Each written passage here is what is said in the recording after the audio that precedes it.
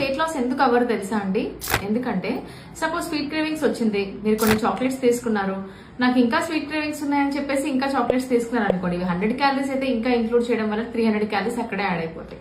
Second thing, బాదం health కి మంచిదని చెప్పేసి ఒక 10 బాదంలు తీసుకుంటే నయం, కానీ బాదంతో పాటు కాజు, పిస్తా, ఆకురోట్ ఇవన్నీ అని చెప్పేసి ఇంత పిడికడు డ్రై ఫ్రూట్స్ తీసుకున్నారు అనుకోండి, ఇక్కడే మీకు 600-700 క్యాలరీస్ అయిపోతాయి.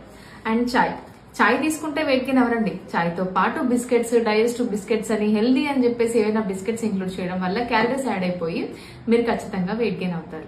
ఇవన్నీ తీసుకోవడం వల్ల ప్రాబ్లం లేదు. ప్రాబ్లం ఎక్కడొస్తుంది అని అంటే మీరు క్యాలరీస్ ని కౌంట్ చేయకపోవడం ప్రాబ్లం. ఇవన్నీ కొంచెం చిన్న స్నాక్సే కదా అని మీరు అనుకోవచ్చు.